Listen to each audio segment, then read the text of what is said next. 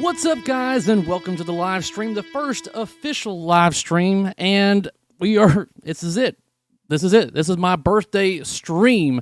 So, yes, today is my birthday. Thank you to everyone out there that wished me a happy birthday, whether it be Facebook or just now. It's very much appreciated, and I think I have finally got chat working, guys. It's not perfect, but let's see what we got going on right now.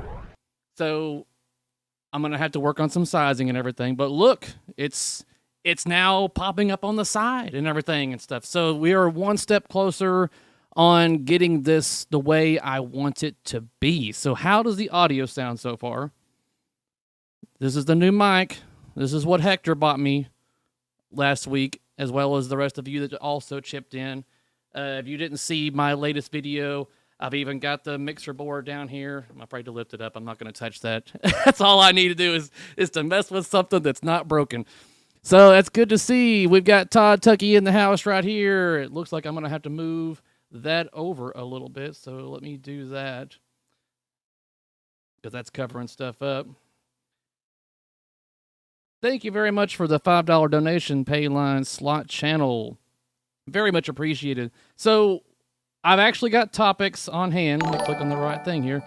I've actually got topics on hand that we are going to be talking about. Let me move this over here to where it's not going to be in the way and put it up on top. That's what I really need to do.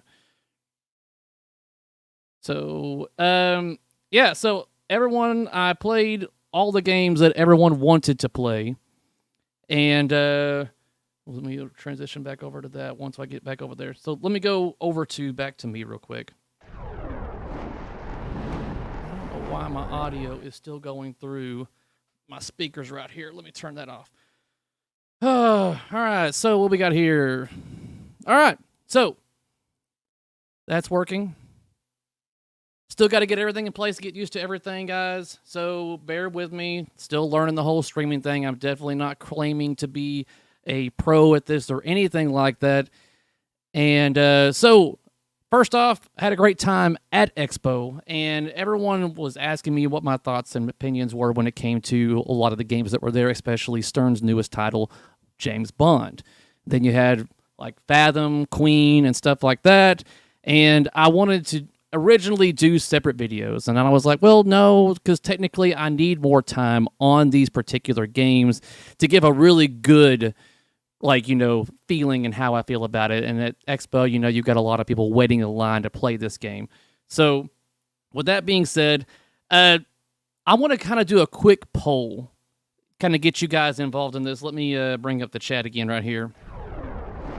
And I want to do a poll right here to get a good feeling about how everyone feels about Bond right now.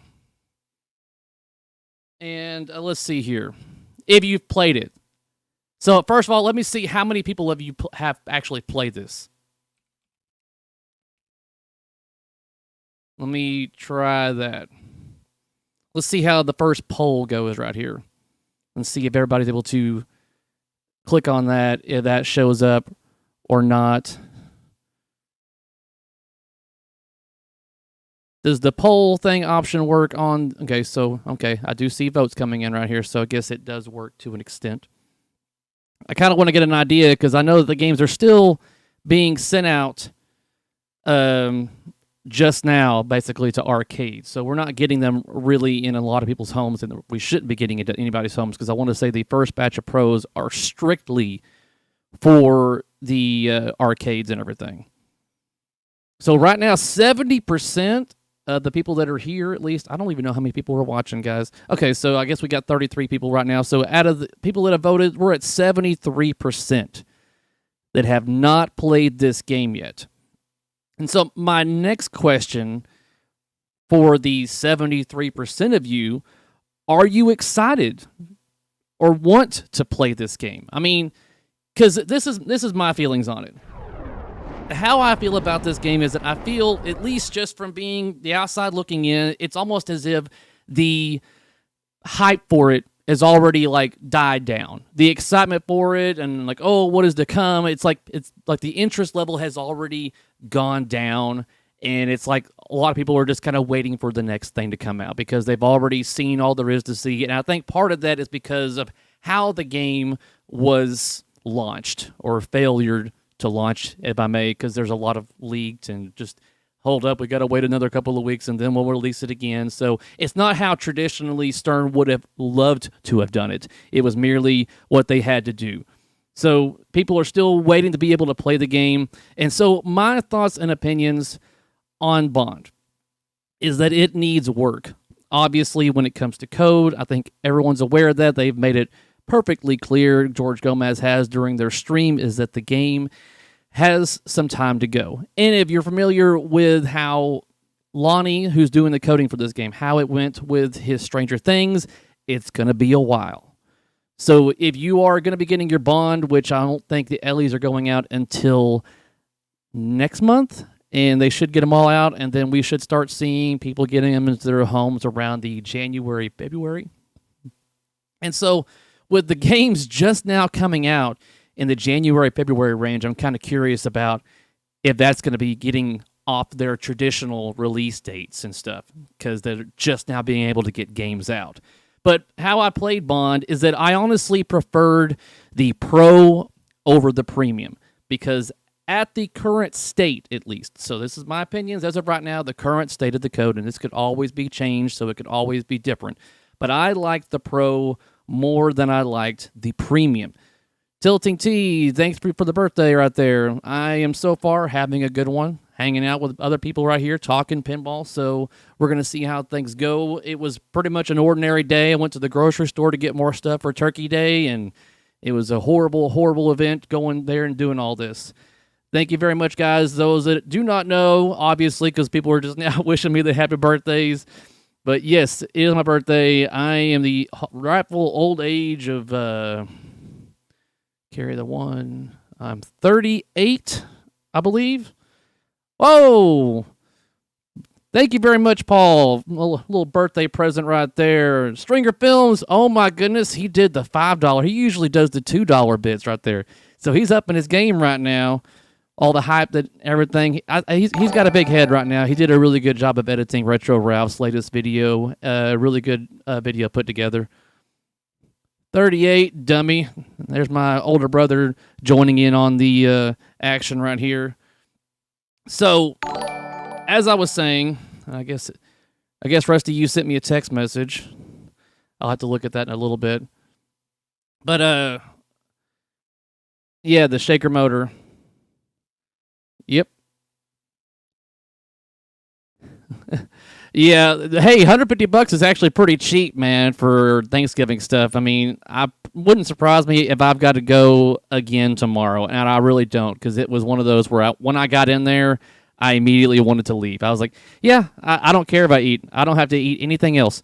So, back on Bond. I'm going to try to stay on topic, guys. So, Bond is that it needed a lot more effort when it came to code. You could not hear the game unless you got there stupid early to be able to play it before anyone else got there. So as far as audio goes, I can't give you any information on that because it was very loud. I can only hear the Bond theme every once in a while, but there were particular call-outs that seemed repetitive, but like I said, the code's still in the works. And when it comes to design and layout, like I said, the Pro, I like that a lot more. But even on Pro and Premium, I did not really care for the left side of the playfield where you have the eject portion, like you hit it over there and it falls into that eject scoop and then it shoots out and hits that target. It's like every time the ball got over there, I was like, hurry up, get back in there. I want to continue playing the game. It felt like it was a moment. I guess you could use that moment to be like, all right, time to kind of relax and stretch my shoulders out a little moment to catch up, and take it easy. But for me, I didn't like that. I was like, keep the ball in action. That almost feels like that part of the game was like, hey, the game's pretty much done. What can we put over here on the left side? We could probably fit something in over here on the left side. And they were like, you know what? Let's put a little eject scoop right there. Then you know what? We'll make it even cooler for the Premium. We'll have it go through for the scuba diving area. I mean, they did what they did to make it work, but I feel like definitely this was a rush job to get out, because whether they're going to admit it or not, this game had a due date in a way because you had Bond's 60th anniversary edition, like 60th anniversary big event that was taking place. So they already had a deadline that they needed to make to get it there for that. I would like to think that there was something involved there where they needed to get that game there.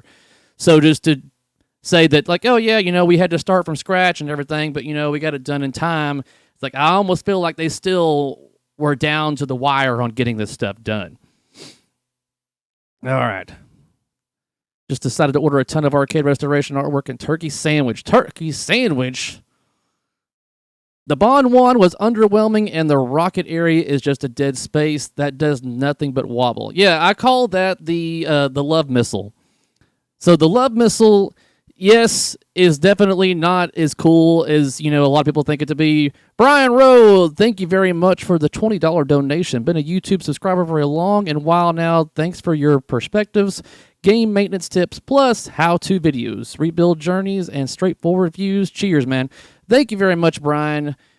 That is very much appreciated. It makes me feel great that I'm doing something that I guess, I don't want to say makes a difference, but at least is positive in some sort of fashion, and it helps out people always. Seems a bit one ways to like eject skew. I mean, the rocket, the love missile has more purpose than the eject portion to me. That's the way I look at it. Let me go to the chat, guys. So when you're hitting up those drop targets, it's a lot of rejects, obviously. So I say rejects, meaning the ball's coming right back to you when you hit those drop targets in front of the love missile. And so when it finally gets back to you and you hit them up there and you're able to hit the targets that are all behind it, that's all it does is wiggle. And that's all I stated that I believe the game did whenever the game first released and showing off what it can do, is that's all it's really going to do is just kind of move around. I think I even used this water bottle thing right here as an example when it came to the shaft and stuff like that. We're not going to talk about the shaft. That's what she said. But so now that we've got a lot of people that have played it, but definitely there needs to be more. So I think that's probably why we haven't gotten as much hype talking about it, is because still a lot of people have yet to play the damn game. But for me, it shot fine. But I felt like there's a lot of time when I got it in the pop bumper area too, where it was a lot of waiting.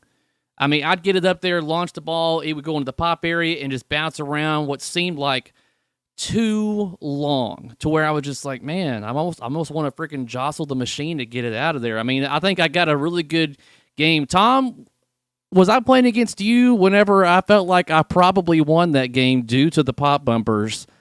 It seemed like that it was just up in the pop bumper area forever.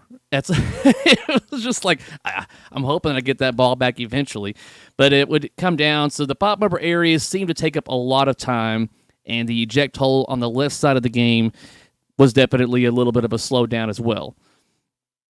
And let's see here. Wasn't too impressed upon, although I couldn't really hear the audio very well. So yeah, audio is very key for me. I'm sensitive to certain things with audio, so that sucks that I couldn't really comment on it so much. Hello, SJC Entertainment. Welcome to the stream. So, when it comes to other things on Bond, the Bond on the Wand, as of right now, almost serves no purpose. I mean, eventually, the code is going to improve. There's going to be more things that you can do with it, interact with it, because I feel like there's so much that they could do with the Bond on a wand if the player can control it. But if all it does is the ball comes up, magnetizes, moves it over, and drops it down, that's weak sauce in my opinion. But I know that they're definitely going to be doing more than that. They stated that they're going to make it more player controlled. But I think if they really want to go even more hardcore with it, have it to where, I don't want to say Star Wars bad, but Star Wars, you have to use that action button quite a lot if you want to get the multiplier up. But have it to where in order to keep the rocket moving away towards the destination, you have to hold it down or something, or keep hitting it. Something that makes it to where it's much more engaging to the player.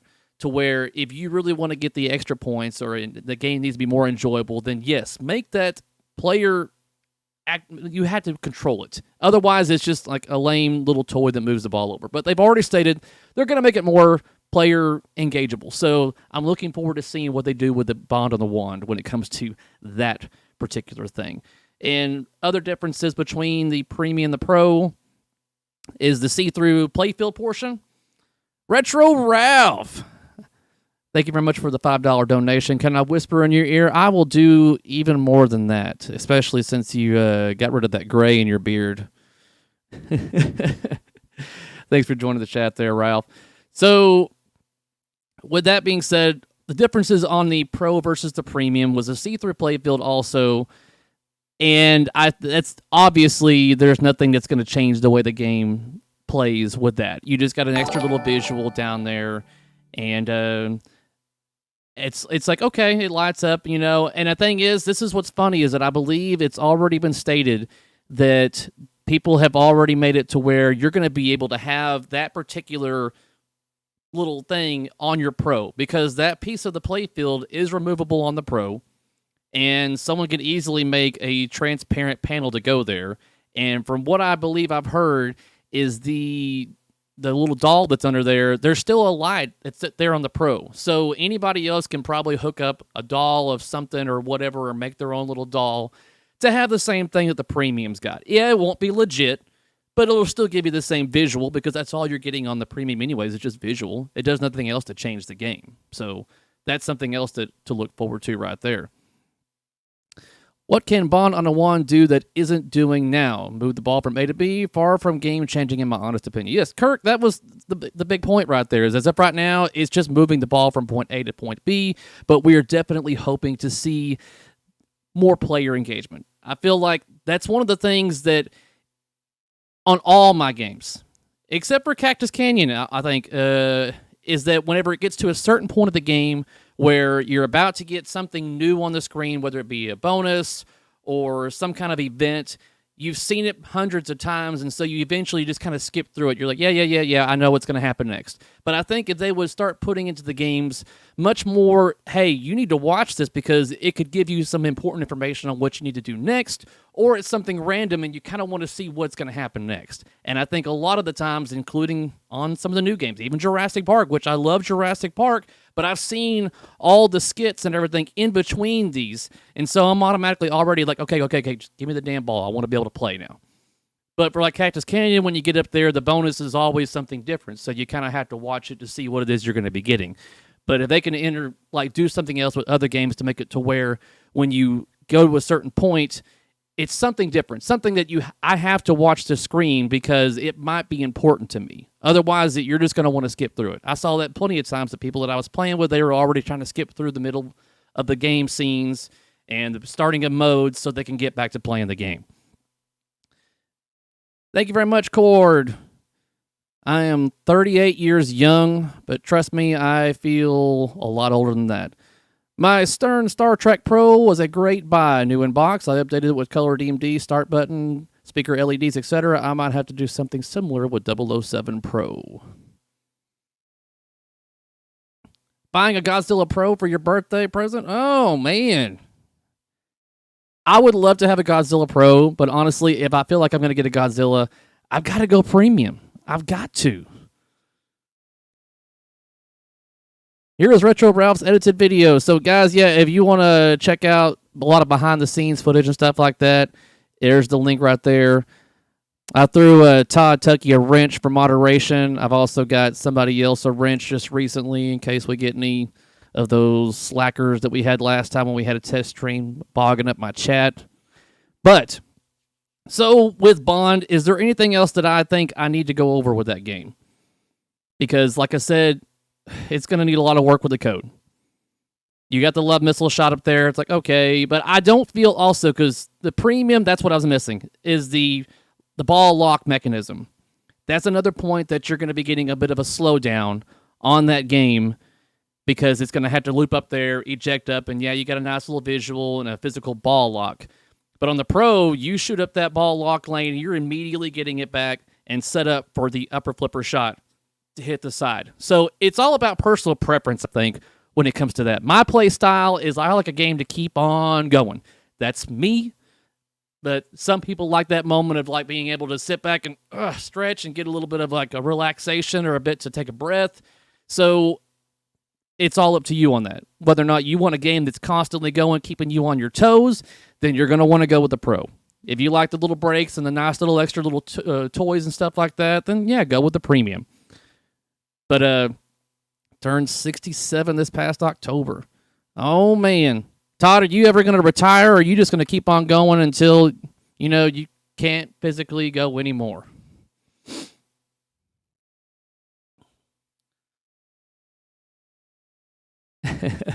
So, with Bond, we've definitely got a game that's going to take a while to cook. It's still cooking, and whether or not it's going to actually be a big hit is yet to be seen. From what games we've been presented this year, including the one that was most recently revealed today by Multimorphic, I'm pretty sure that the game of the year is going to go to Rush. Bond, I don't see it's being released. People get to play it, but I don't see it being a game that's going to be winning Game of the Year. I don't know what award it might win, honestly, at this point in time, due to how much work it needs. I do not see it going for art, although Rush isn't much to really get excited about either. So it's like, mainly when it comes to the Rush, it's just that center of the playfield. I mean, that's the only thing, and I think a lot of people agree with me on that.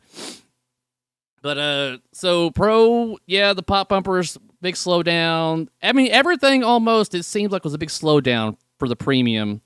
Pro was nonstop. Shots felt good, though. Do I want a Bond? No. I have no interest in a Bond, even though I do tend to really enjoy Gomez's layouts. The price point that these games are going out at and what this game has in it, it's not speaking to me. If it speaks to you and it's something that you want and you got to have or whatever, by all means, go for it. The art, I like it, although I wish they would have gone with, a Franchi style, but I do really like the 60s poster styles. So that's just my personal preference and enjoyment on that. I don't know if anybody knows, but Tom Cicchetti is kind of a big Rush fan. He's even got the tattoo. So, is there anything else that I might be missing on Bond or I need to discuss or anybody else wants to talk about when it comes to Bond? Because we still have, like I said, 72% still haven't even played this game. And for those of you that missed it when I put the poll up on who's actually played this game, there's still a lot of people out there that just haven't been able to play it yet. I don't even know if it's at a local place around me yet, honestly. I'm hoping it is. I'll try to give a Cider Kate a call or give them a text message, whatever, to see if they are going to be able to have that. Here in Minneapolis, Stranger Things was a sleeper. It got deserved flack, then the code evolved, and now it's a tournament regular. I can imagine 007 being similar. Yeah, without a doubt, I can agree with that. And because Stranger Things is on one of my topic bullet points here to talk about, because everyone knows how much crap I gave Stranger Things, and the code was still in development and everything, and people want to still give me crap about not liking that game. So we can talk about Stranger Things in a little bit. That's on my topic list. I did play an LE more at Expo, so my opinions have changed. But do I want it? Oh, no. No. So let's talk about the Mando topper. So this is another subject that came up right before Expo. I was like, all right, cool, a topper, and then everyone's like, hey, Carrie, make your skit video for the topper. I've seen it becomes like the new thing. I've got to do a video on toppers whenever they get released. And I was like, oh, okay, all right, whatever. But it came out like right before Expo, so I definitely did not have time to prepare, write a script, and all that kind of stuff. And I was like, well, you know what? I'm about to see the topper in person. I'm about to be able to really get a good idea of how it looks and what it can do and stuff. And so that's how it happened. I got there, saw it at the show, and it's one of those things where I'm like, honestly, the topper looks really good. That was my thing. And I talked to people at Stern about that too. is that they wanted my feedback out of curiosity. So, so I guess they were expecting me to just completely just shit all over it. And I was like, no, honestly, it looks really good. I just do not like your price point. And then they were trying to tell me why they have it priced at this particular point and how many man hours went into coding and stuff like this and stuff like that. And I'm like, okay, I hear you, but I just don't agree with the pricing. But it looks great. Do I think it's better than Black Knight? Depends on if you like digital more than you like mechanical. Me personally, I like the Black Knight topper better. Even though the particular person I was talking to from Stern thinks that this is their best topper to date. So I guess that could be another poll that we can run right now out of curiosity. Can I not do another poll? Did I not close that last poll? End poll. Okay, so there we go. Let me end that poll. Now I can do another poll. So in your opinion, do you think the Black Knight topper still reigns supreme? Or do you think the Mandalorian has taken the no spot? And I cannot type. Can I not change the yes or no's? I can. Okay, here we go. And Mando. Question mark. And ask the community. Let's see what everybody in chat thinks. Did Mando take the lead for best topper to date? Or does Black Knight... Now remember, Black Knight topper was only $500. Back in 2019, that was a $500 topper that moved, taunted you, pretty much all mechanical. And right now, we still have votes coming in, but as of right now, Black Knight still has the 84% lead, or 84% majority, to the Mandalorian topper. And I think, they can go on about inflation and how things have changed and everything, or they could be just trying to get all the money they can to pay for that new building that they're going to be moving into next year. So there's also that. Yeah, and I know that price is definitely a big thing for people. Even though I'm not dogging how the topper looks and what it does and everything. I hear you. I agree that the topper looks cool and everything, but you put a $2,000 price tag on that, and that's if you get it from your distributor, not to mention the people that are getting it and scalping it for more price, for a higher price at that. Haven't seen the Mando in person, but the price alone makes me almost have zero opinion. And that's the thing, I think, that kind of like, that's the harmony among the pinball community right now, is that the price is just like, what? But the thing is, they've sold. There are at least 2,000 people out there that are just like, all right, I say 2,000. I don't know how many toppers they've sold, but there are people out there that have bought this topper that are like $2,000. Okay, cool. And I'm like, I don't even know of a game, like even if I got a Godzilla Premium, I mean, it would have to be one hell of a topper. And the thing is, guys, the Godzilla topper better be amazing. But I don't see them releasing the topper until the Godzilla demand starts to die down. Same way with Mandalorian. They didn't release the topper on Mandalorian until the demand started to dwindle down. Christmas presents, that's a all I know is if I go to my Christmas tree, this always cracked me up when it comes to like these Christmas commercials, when it comes to cars and stuff like that. If I got the Christmas gift underneath my tree and opened up and I saw that it was a $2,000 Mandalorian topper, I'd be pissed at my wife or whoever bought it for me. I'm like, are you kidding me? $2,000 for this? Same way of like they open their door and they're like, honey, I got you a new car. I'd be like, how are you paying for this? What? What's the payments on this thing? Always crack me up with stuff like that. Give me a $2,000 game instead of that topper. Yeah, I mean, and getting a $2,000 game is definitely not easy to come by these days. Chat's starting to move so quickly.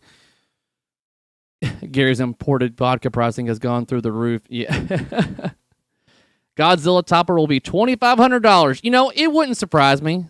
I mean, it wouldn't surprise me if it goes for more than that because it's Godzilla. They've sold so many, and that's what's really going to piss me off, too. Even though I don't own a Godzilla, I know people that do own a Godzilla. You've sold so many of this damn game, and you're going to be like, hey, we're only going to make, I don't know, 100 of these toppers, but we're going to sell them crazy price.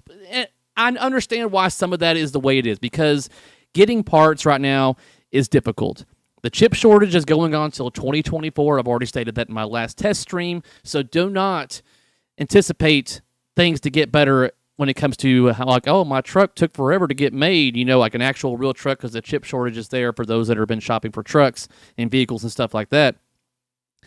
The chip shortage is going to be going on until 2024. How many Godzillas do you think they have sold? A lot. This is probably their best-selling game ever.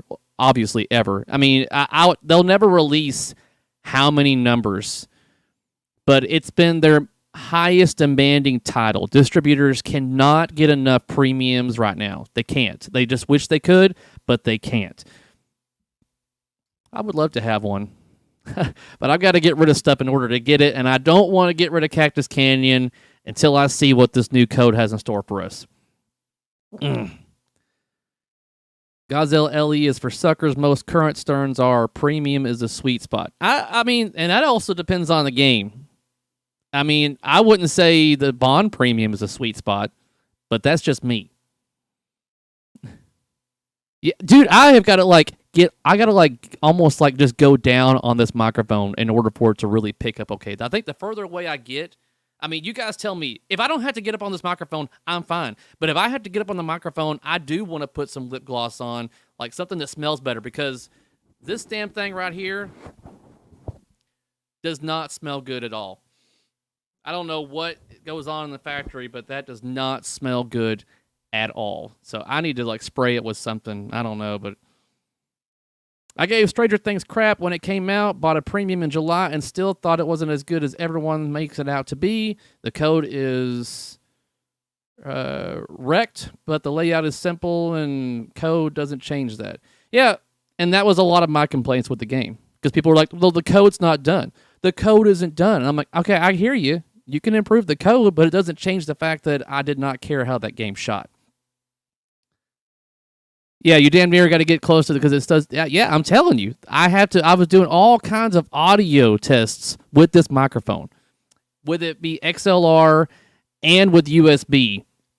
And in order to really get a good sound, I got to be up on it, and I do not like that. I think I can increase, because I can increase the gain, but then you're going to start getting all kinds of fuzz, and it just does not sound as good when I do that. So I try not. I don't want to adjust those knobs anymore.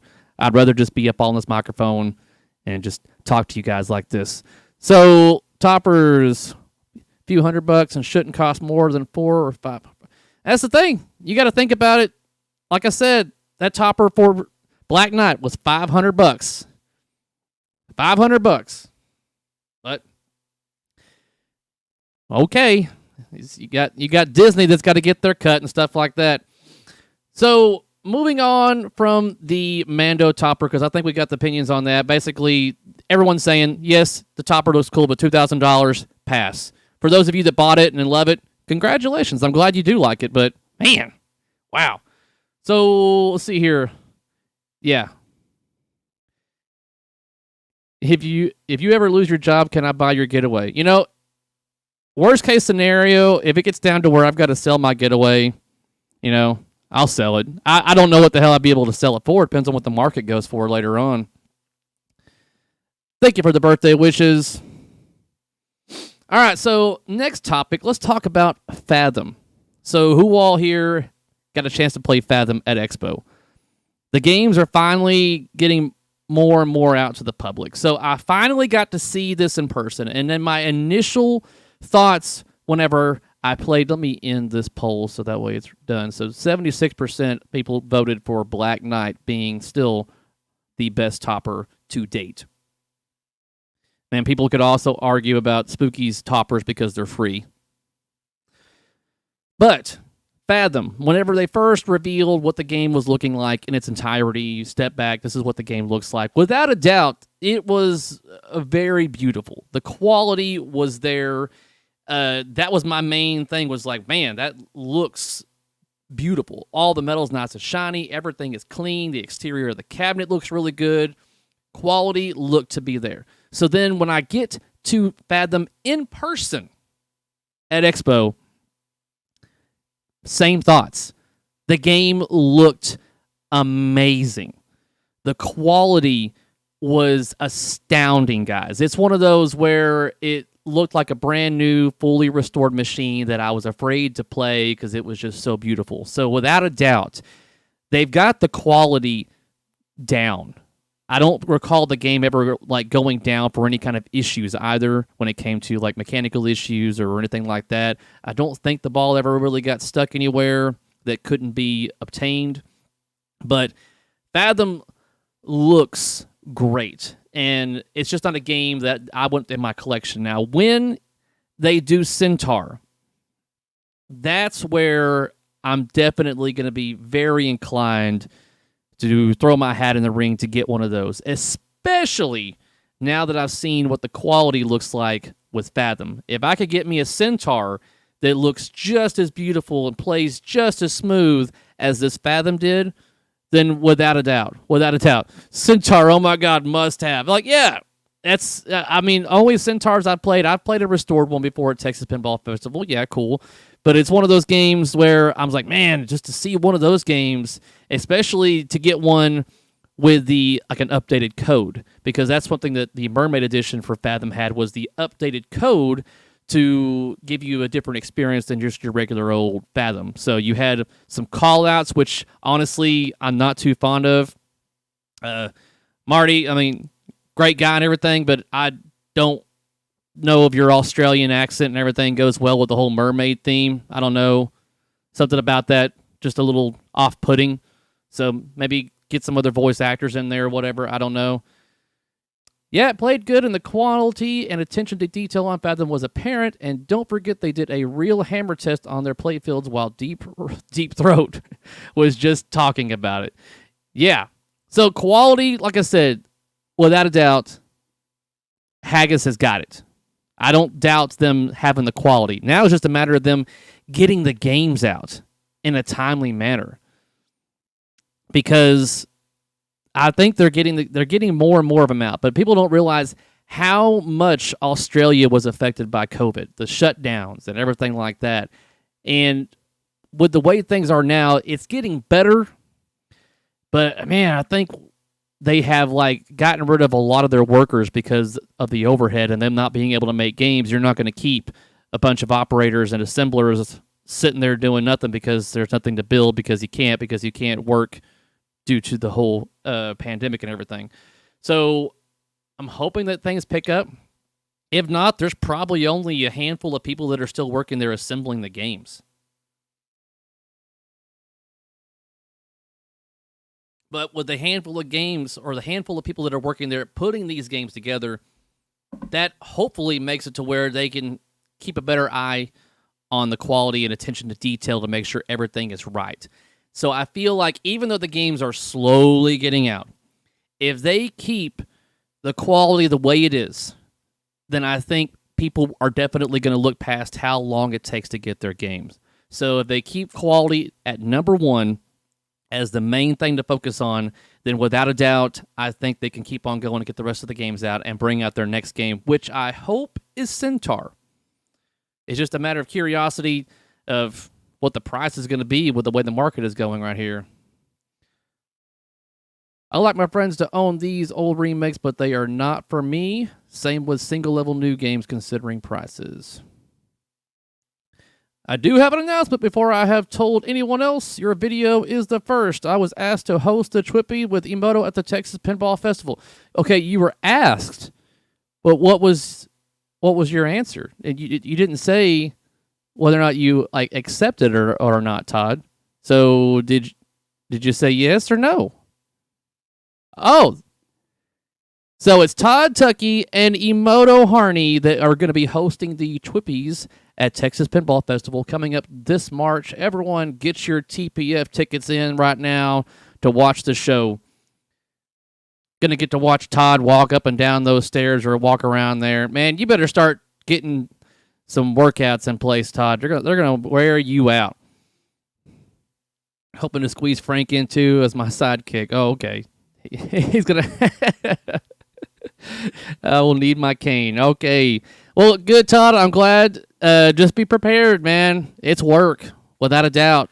For the one time that I did it, I haven't even done it the live portion of it. I've just done it with the, like here, recording at the house, a pre-recording, which honestly I prefer because that makes it less likely for issues to arise, which we saw very prevalent at the Twippies this last year with audio and stuff like that. So thank you very much for the birthday wishes there, Rich. So, Todd, it's definitely going to be work. It's not going to be easy. So I do not wish that work on anybody. I didn't get asked. I probably won't get asked ever again, which honestly I'm okay with. I'm perfectly fine by just watching and enjoying the show. Because like I said, it's work. And when I go to TPF, especially when it's local like that, I would rather just enjoy the show and enjoy my time there versus working. But without a doubt, I'll do whatever I can to help or support the show. It's nothing against the show or anything like that. So, Fathom, that was the topic at hand, was that it looked amazing visually. It was just something I could not get over is how clean it looked. It played fine. Like I said, it's not a theme for me, but just I just couldn't get over how pretty it looked. And everyone else that was playing it was just commenting on how great it looked. So visually, they've got it. I'm hoping that they can keep on going and get the other games out that they have in the future. So let's talk about Queen. Are there any Queen fans in the hobby? Or I say hobby, but in the chat? Because I know that they can be kind of polarizing when it comes to the interest in it. Kind of curious about that. Because me personally, I like Queen. Queen's awesome. I mean, you can have your thoughts and opinions on, lead singer and stuff and on his sexual orientation or whatever and stuff. Queen as a band? Absolutely. As a pen? Nope. And it's one of those things where, so I got to play Queen, and this is kind of weird, is that I felt more interested in Queen than I did in Bond. And that may be because I was able to hear Queen better than I could hear Bond. So the audio was nice, some of it, not all of it. Not so much. The call-outs, it's hard to tell like the band members, hey, could you re-record this with a little bit more enthusiasm? Could you sound like you actually want to do this job of putting your voice into this game? Because a lot of them seem pretty laid back and lazy and just like they don't understand pinball and how it's supposed to sound. That's why with Rush, you had, I can't think of his damn name. Why can I not think of his name? The band, what?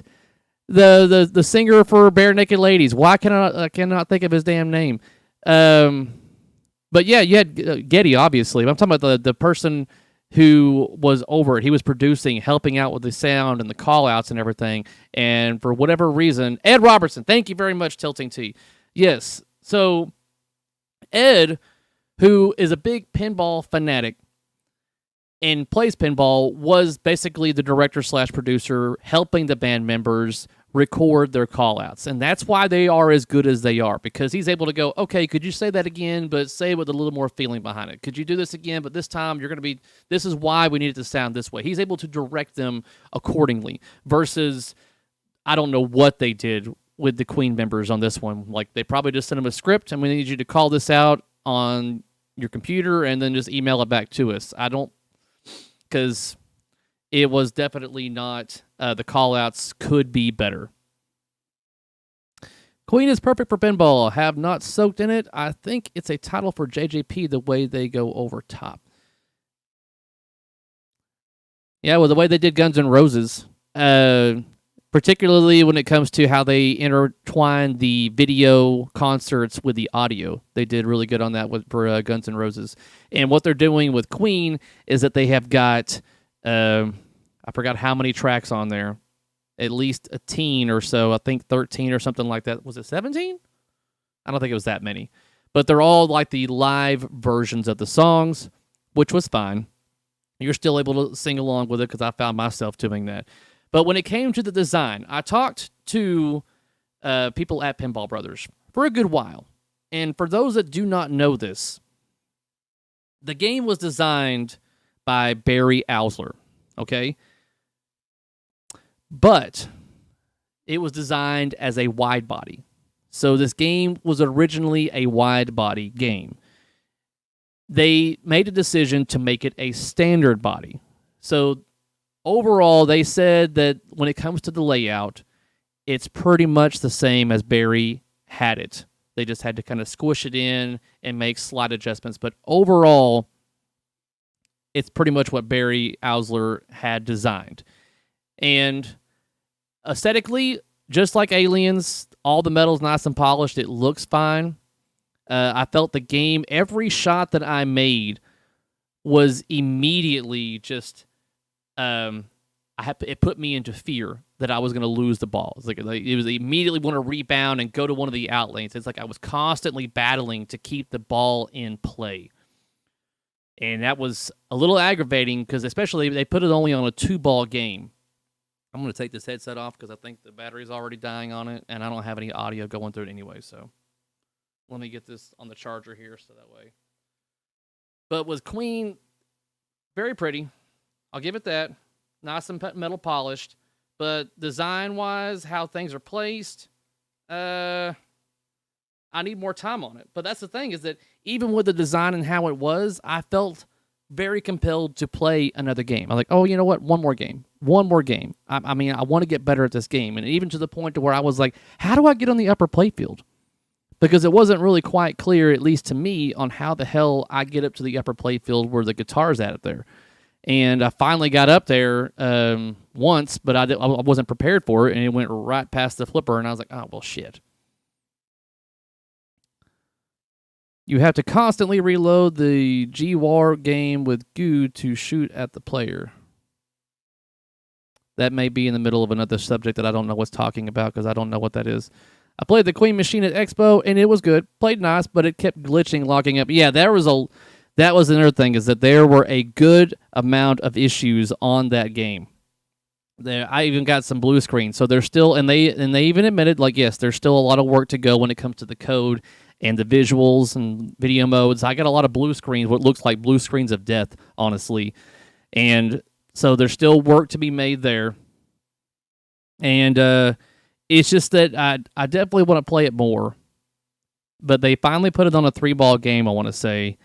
And I just didn't see the big difference between the Pro and Premium. They don't call them that. They call them another, like the collector's edition, I guess, and then or a concert edition. I forgot what the hell the names were for them. But there's 2 different versions of the game. And one has, like, kind of like extra lighting on it and stuff, and different color to powder coating. But visually, game looks great. I just felt that I need more time on it, but it was kind of fun to play. But it was also, I don't want to shit on it because I know that the game can be better, and I think it will get better. And I'm thinking that they're learning a lot from their Alien game as basically the game to go, you know what? We learned a lot from the issues that people discovered during our Aliens game. So that was the thing, is that a lot of the Alien owners, you guys were the beta testers. That's the thing, is that they sent the games out, they put them together, but as far as how well they were going to work and what needs to be done, the beta testers were anybody that owns an Alien game.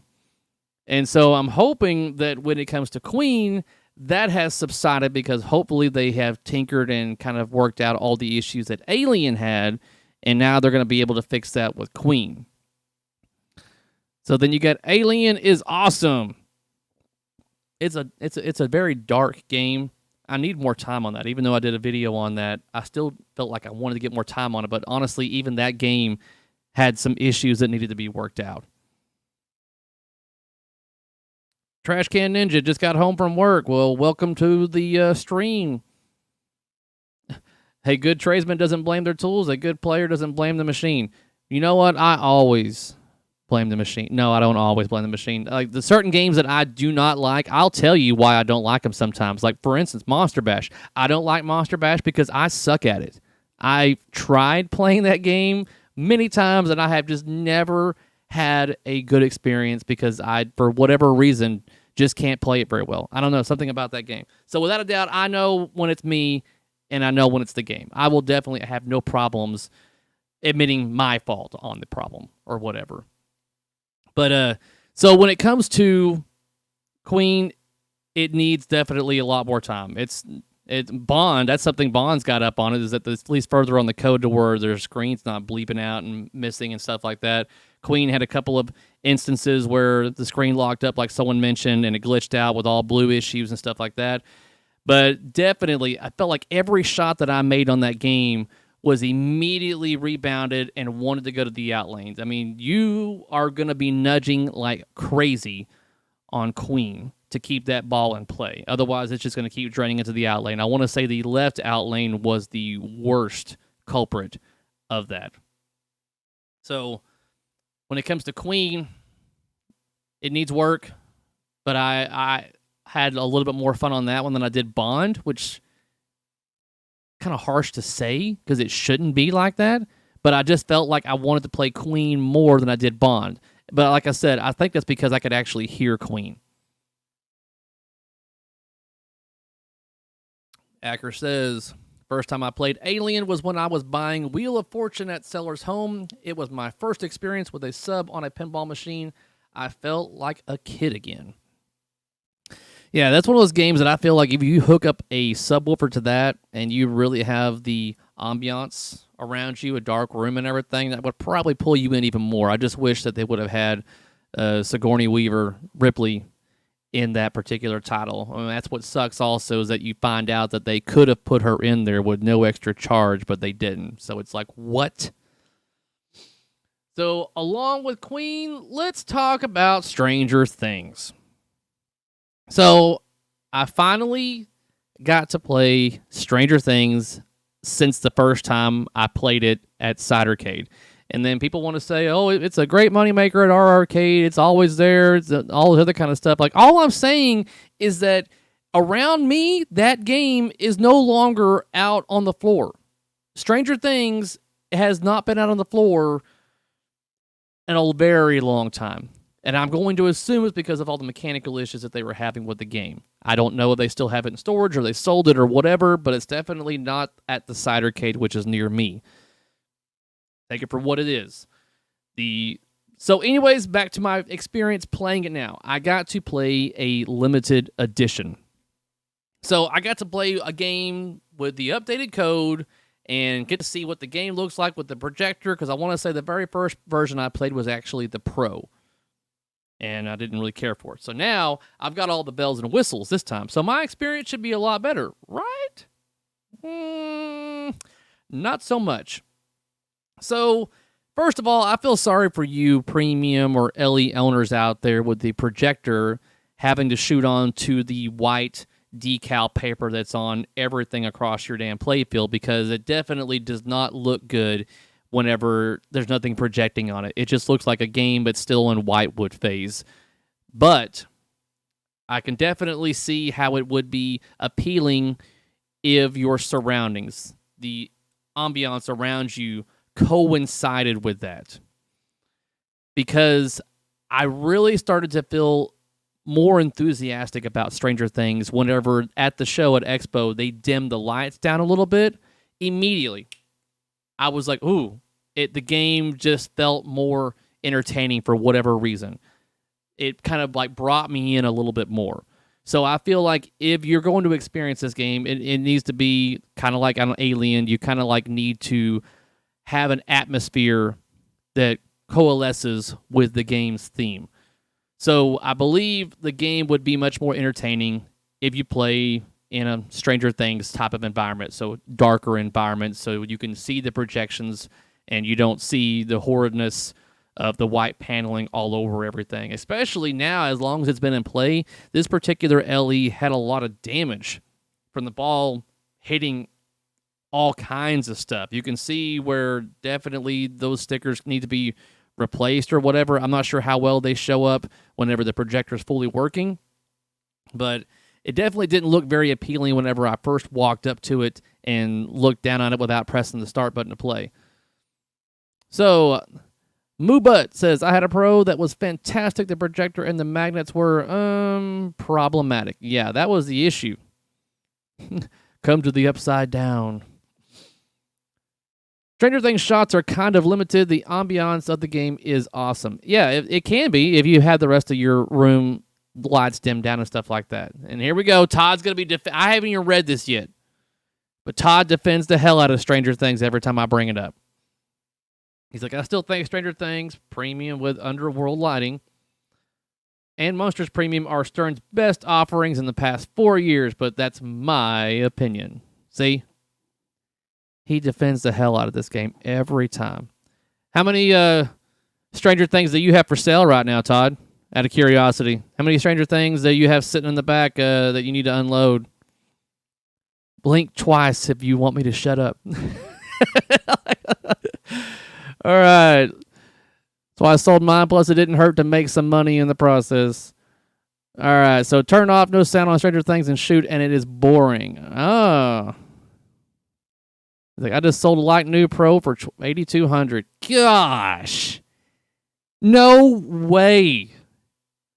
Everyone wants it now? Oh, okay. All right. I mean, to each their own. I definitely would not pay that amount of money for Stranger Things. The call-outs, I wished were a little bit better on that.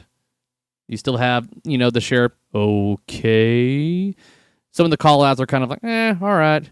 But in the shots, that very far left shot, I feel like is once again almost right there with the very far left shot on Bond, to where you get it on that left side of the play field, it goes into whether it be an out hole or a scoop, and it's just like, okay, it gives me some points or whatever, and then the ball comes back into play. That very far left shot on Stranger Things was just like, okay, that's a place for a ball to go. Almost seems like it was thrown in last second. Like, okay, what can we put on this left side of the playfield? We could put something here. What do you want to put here? Oh, we'll put a little eject hole right there. The ball can go in there, and we'll do something with that or whatever. I don't know. I'm going to go off on a tangent again on how I feel about Stranger Things, but I will say that Stranger Things was definitely, it's better than when I first played it. And again, I first played it as a pro, and then I played it this time with a limited edition. So you got to take that into effect right there. That probably changes it. So I feel like definitely the game is more enjoyable if you have the environment around you that goes with it. Otherwise, I think it's going to just kind of take you out of it, and you're going to be not having as much fun as you would if everything else kind of went with it. Let's look at what we got going on in chat here. Best machine in pinball in the last 8 years is Total Nuclear Annihilation, and the first new pinball I bought for myself since the new Theater of Magic. It's basically AFM with poopier lighting. Now, I really enjoyed AFM, though. I mean, because when you're shooting up the middle on AFM, at least you're actually hitting something. That should point out right there that there was an issue with the game whenever they had to go, okay, people are having issues getting the ball into the Demogorgon. What can we do? Okay, we'll give it a health bar. Okay, good. That fixed it. Yeah, I mean, without a doubt, I agree with what they did, making it to where you hit it, and that still counts as basically destroying the Demogorgon. So I believe they fixed it, but the fact remains is that they did that because of, over time, the ramp being deformed and having other kinds of variables that needed to be perfect in order for you to actually get it into the Demogorgon's mouth. Elvira House of Horrors gets a nod too. Yeah, that's one of those games where I enjoyed. I just didn't agree with what it sells for. Every time I go on location, which by the way is the same place that had Stranger Things, they have had their Elvira there. It's been going nonstop. Every time it's there, I play it. Like that and the Beatles is one of the two games that I play all the time. Would you like pinball expert opinion on the cost of an AC/DC Lucy if cost is $10,500? Is that too high or in the area? Looking at getting one that came up. I don't know. I have not looked at the most recent cost for an AC/DC Lucy with a price. I mean, you can ask Todd right there. He could have a better idea what the machines are going for, at least distributor wise. But as far as like on the secondhand market, man, sky is the limit. So, Stranger Things, like I said, better than what my first experience was. Would I still want one? No. Definitely not. Not for me. But I do like it better since I gave it another shot. I just don't know if better code helped it. It didn't save it, that's for damn sure. So, going on to the next topic. Have you guys seen... Just got real bright right here. Have you guys seen P3 Multimorphic's newest release? Is this news to anybody out here? Because I know it came out on This Week in Pinball, and I'm sure P3 Multimorphic and everything put out their stuff today. So let me go over here to this, and we're going to be on This Week in Pinball page right here, going over what this looks like. For amusement only, game announces Drained Pinball Deep Dive. The vampire thing, yes. So, the first third-party playfield module for Multimorphic's P3 pinball platform, designed, developed, and produced by For Amusement Only Games LLC, including full cabinet art package, cabinet magnetic artwork, slingshot plastics, side target covers, and magnetic apron to transform your P3 into the world of Drained. Speaker panel artwork is not included in this package. So, here we have it.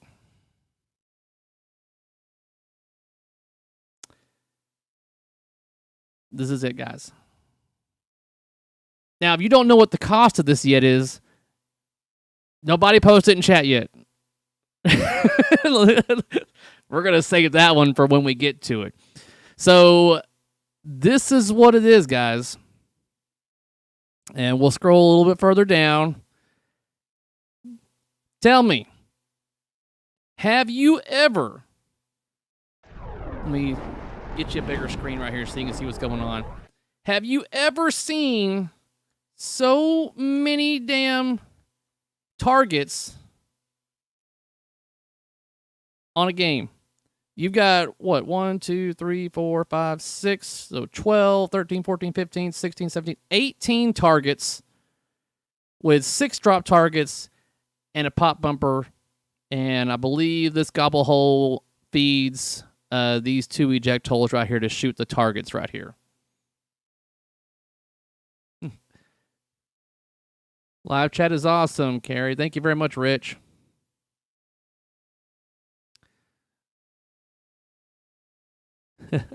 So, with that being said, let's go back to this screen right here. So, you've seen how many of this, and we're just going to scroll down a little further. So, who's who? Third-party designer and developer Nick Baldridge from For Amusement Only Games LLC handled game design, sound design, art direction, and programming. So, for those that don't know, Nick Baldridge, he knows how to make games, okay? I'm not denying his skill on this. Looks like an old EM game? Yeah. But without a doubt, this is one of these games that when you first see it, it's not exactly very appealing. It doesn't grab you, and you don't go, man, this game looks awesome. And I think that's due to the nature of just what we've become accustomed to for what a game looks like art style-wise and everything. They just stuck a rainbow of stand-up targets. Let's see here. I hate to crap on people's work, but based on appearances alone, yuck. Yeah, and trust me, when I looked at this, I was kind of like, going off on it in my head. So Nick Baldridge ripped off Edward Gorey's theatrical design for Dracula on stage poorly. So you start looking at what you've got, and that's the information you got, and it's like Molly Baldridge, first-time pinball artist, produced all physical and artwork for the game. So now we're like, okay, so I see that her last name is the same as Nick's. And I have to go, okay, maybe it's his daughter that did the artwork.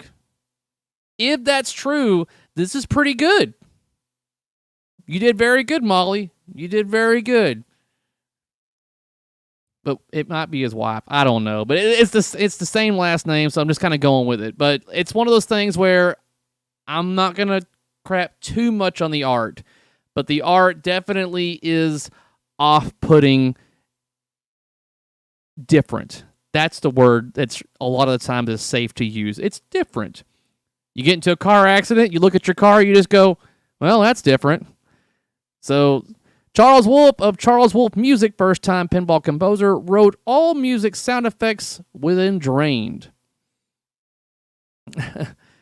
Damon says, pass on that, but I'd love to have Weird Al and Heist. And I think that's definitely a part of the turn-off on this, is that we have seen what they can do. So Weird Al is their pinnacle at this current state. But this is third party. This is not Jerry and them doing this. This is somebody else. And I want to say Nick Baldridge's last game, I wasn't too impressed with either. It was basically Guitar Hero. The premise of that game, if you play the game to the best of your abilities and you don't miss anything, then technically you never hit a single pinball. You never played pinball. On his last game, I forgot what it was, like Rhythm something or whatever. But if you played the game without messing up, then you never had to hit a single pinball. You played that game like you would play a video game, basically.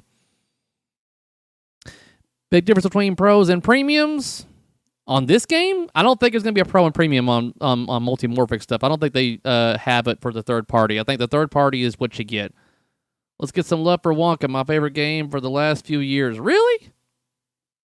I mean, to each their own. I didn't care for Wonka, but it's just me. There it is, guys. There's your price. $3,500. But hold on, maybe we can sell you on the features on what this game's going to give you. You're going to get 15 vampires to battle. All right? 26 RGB LEDs, play-filled module with 7 single-color LEDs. Okay, whenever you are bragging about RGB lighting and how many LEDs you have in your game, you are just throwing in things to make it seem like that this game's got a lot going on in it. RGB is not a big thing these days. It's not anymore. It used to be, but now it's not. So people are still wanting to brag about how many RGBs are in a game and stuff. Like, no, not really.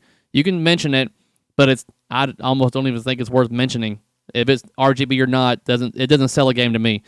7 target sequences with separate rewards. 2 upper slingshots angled towards the stakes and garlic sequences. Beautiful original pen and ink art style. Well, that's subjective. I mean, I get why you would say that, especially if the person doing the art is related to you in some way. Okay. But let's put a pin in where the bias is located, and that looks to be right about there. 6 mirror drop targets, 54 unique songs, and 75 unique sound effects composed and specifically for the game. 54 unique songs? Good Lord. Now, granted, I think if the songs are anything like what I've heard in the trailer, then they're all basically like, 8-bit sounding music that you would hear on your old school gaming systems. I don't know what they're all going to sound like, but I would assume, especially with as many songs there are, they're probably all going to be like the 8-bit type of thing. 17 characters with over 1,300 callouts. 2 flippers, 1 howling wolf pop bumper, 2 orbit shots, 17 high score categories, 9 unique Stream Connect commands which allow stream viewers to interact with the game. 1 gobble hole. That's what she said. Cabinet and speaker panel light show integration, the first third-party game kit for Multi-morphic P3 pinball platform. Over a dozen Easter eggs to discover. So here we have a picture on the side. Easter eggs. That's right, guys. They're trying to sell you on things that you just got to discover on your own when you spend $3,500 and get this stuff right here.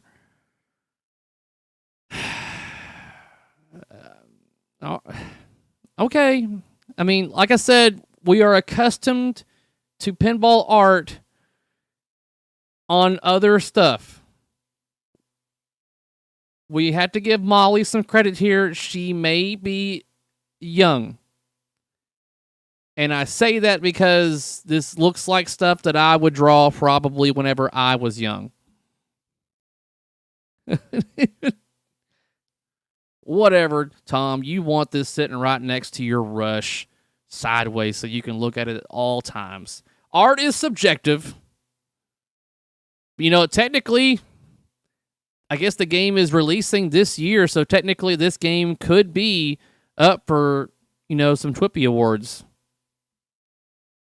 Could be, maybe. All right, platform features, profile support with most game settings available on a per profile basis. Bluetooth, headphone speaker support, Wi-Fi updates.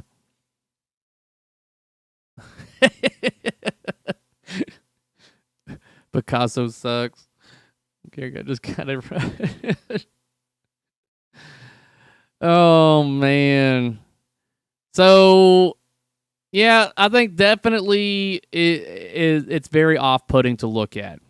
And we're not going to go over rules and code. That's going to go on forever. I'm just going to want to show you more of the visuals of what it looks like, and then we'll show you the trailer that they released, and that'll give you some of the visuals on what the game looks like when it comes to how it might play. Here's a little bit of color right here. Buffalo Pinball is going to be streaming this game, I want to say, next week. Looks like Napoleon Dynamite drew the art. Hey, I didn't think about that, but yeah, with his mixture of the lion and the whatever it was. Man, I forgot what he called it. You bought a Weird Al as a conversion. Did it include the artwork or just the drop-in playfield and logic? When you buy a module, you get the artwork and all that kind of stuff with it. But for whatever reason, on this particular one, it was saying some sort of art was not included with it. What was that again? Let me look. It was at the very top on what was not included with this. Scroll up. Speaker panel artwork is not included in this package. So for whatever reason, the speaker panel art, wherever the hell it was at, up here. Okay, so they're not showing it at least right now. So there's just no speaker panel artwork. Okay. All right. So, but here's what the game looks like with some color going on with it. And going over more of the rules and everything. This is kind of like little miniature ramps right here at the top of these to bring you up a little higher onto this portion of the playfield. Yeah, the art is definitely swappable, and so whenever you get your art packages in, you swap out the plastics that are on the game, like right here on your slingshots, to change the game. Maybe they did, Michael. We kind of went over this. Whoever the artist is, she's related to Baldridge, or at least has the same last name. That's all we're going with right now. So this goes over more rules. Here's the slingshots. Pop bumper. Looks pretty old school, too, that style. I hope they didn't pay too much. Oh, she got paid by an allowance. I'm, like, hurting on this artist for this game, but it's like, I'm trying not to be that damn mean because, you know, it could be somebody as an adult. I feel like, but for me, the art is definitely off-putting. All right, so let's check out. Yeah, so the reveal stream for Buffalo to see how it's played is going to be November 28th. It's going to be on Twitch, located right there. So we'll get to see how the game plays. And for all we know, it could look really good. And I've already watched the trailer right here, so let me rewind it back.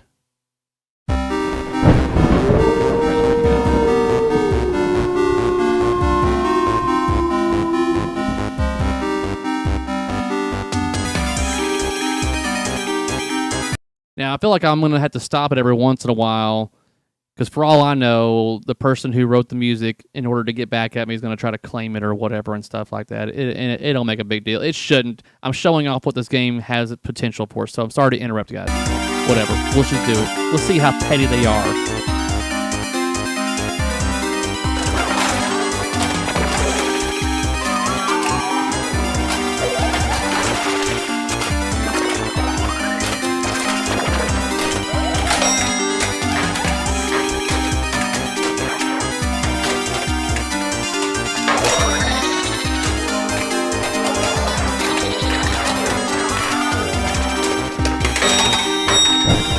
Take note of this. Look, it says Speedy slain, but you died. I'm kind of curious when it comes to the rules on how that is. Like, hey, you killed the vampire, you shot it in the hole up there, but you died. So I feel like the rules are more than likely going to be really, without a doubt, the make or break for this particular game, guys. I feel like that's definitely what it's going to be like. Because definitely the art doesn't sell you, and the gameplay, for what we can tell, looks pretty simplistic, but it looks like they're definitely going to need to have a game that plays great. I don't know why my phone is just blowing up all of a sudden over here. But, so, with that being said, what are your guys' thoughts and opinions on this newest game? Is it something that you're interested in? You waiting for the play for Buffalo next week?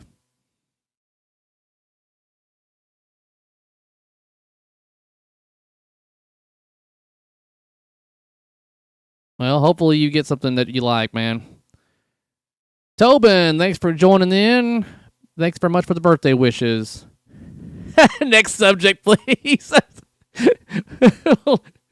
I know. I feel like when you start talking about multi-morphic, a lot of people in the hobby just kind of go, yeah, next. There's a hole and a pop bumper. You got the gobble hole, and evidently you have 2 eject holes that shoot out towards the drop targets, and you have slingshots that are up there as well. It sounds super bad. Better than a $10,000 Stern Pro. Man, wait for it. We may just hit that point in the near future.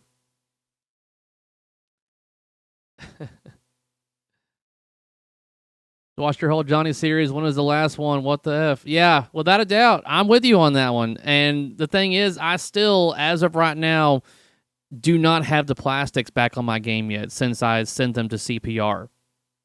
Because I'm like, well, if we're going to get new Johnny plastics, I don't want to put my old rinky-dink ones on here. I mean, not like they're bad, but if I can get new ones on there, then yeah, why not? So I'm still waiting for new plastics to come in for my Johnny before I put it back together. And I want to do more stuff to that game in order for it to actually stand out a little bit more. It's still a very pretty game and everything, though. I mean, I like what I've done, but I don't know when I'll have the finale out for it. The art is supposed to be what you are paying for. Okay. I mean, art is, subjective, but I don't know if art is what you're supposed to be paying for. For me, I want to see how the game plays and how it because, art is still subjective when it comes to Bond. A lot of people do not like how Bond looks, but you've got more in the game that you can do on that one. I don't know if art should be what you're paying for on that. I don't agree with that. Be curious to see if this play versus Elwin's Bond both could be quite boring. I don't know. I think Elwin is going to do quite well on his 60th anniversary. It's going to sell like crazy because it's Elwin. It's like almost a guaranteed that you're going to sell that many because it's Elwin. He could have 2 flippers and 1 pop bumper on there and be like, yep, that's my new game, and people would still buy it. Sadly. All right. Yeah, but like he says, Kevin always, Daddy Elwin always delivers. And so far, yeah, that remains to be true. Save my money for JJP next because I bet it's a Richie. Could be. Now, this is the thing when it comes to Richie's next game. He's got no excuses now. His last couple of games, he's been able to blame somebody else.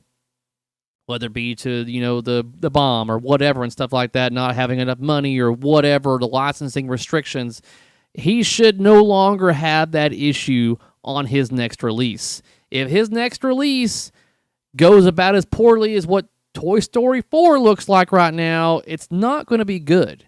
Because what other excuse are you going to have there, Steve? You're paying for the art, just not much, obviously.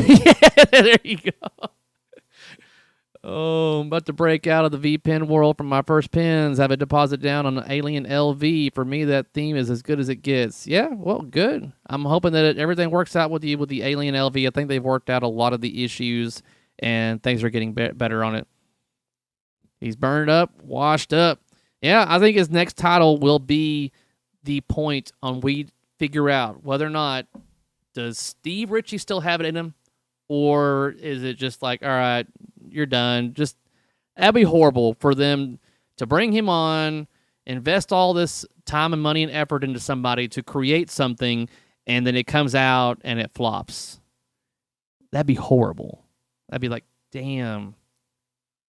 Like, Led Zeppelin was his last one at Stern.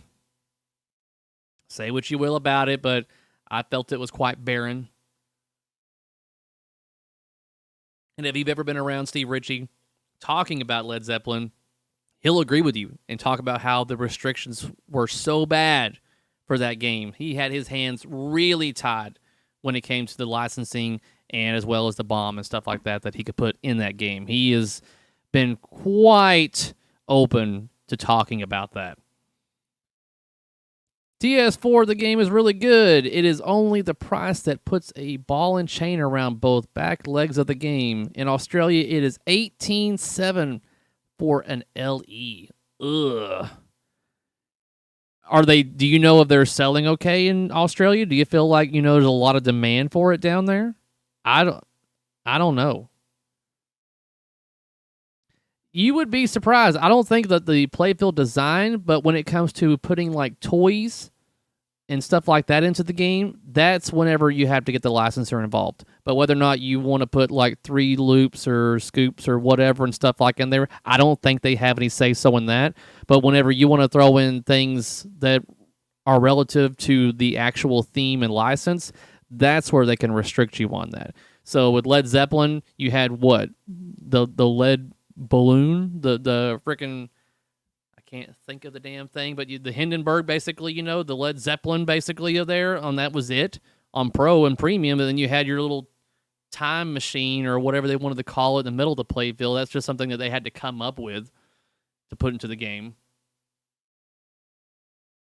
But when you have a license that's really expensive, then you have to, like, take money from other things. So if you get X amount of dollars, then you gotta, something else has got to go.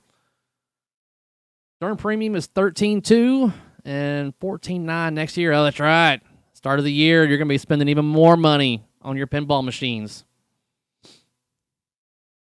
Tear apart and restore an Earth Shaker. It needs a CPU board. Any suggestions on where to look or who to go with? CPU board for that? System 11. Is it 11B on that one? I don't know. I might be getting me an Earth Shaker, not me personally, but I'll probably end up helping someone restore theirs in the future. Same person I sold my Mario Brothers to, she has a Twilight Zone and an Earth Shaker, and I keep on trying to talk her into making her Earth Shaker better looking. I'm like, you can put some LEDs in there. We could clean it up. We could do all this, and trying to talk her into it. Just a matter of getting her to actually go, you know what? All right, let's do it. So I don't know when, but there's an Earth Shaker near me that I could technically get a hold of. With the prices going up like this soon, I'll join a VIP golf club and leave pinball. No, I'm telling you, you think that golf is so cheap. I mean, well, actually, technically, golf is cheaper than pinball. I mean, at least whenever I played. I definitely did not play. I'm not sure what just fell in my house. I'm not sure if the dogs are getting into something or what.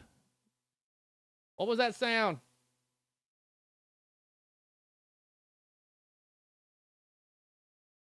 Who?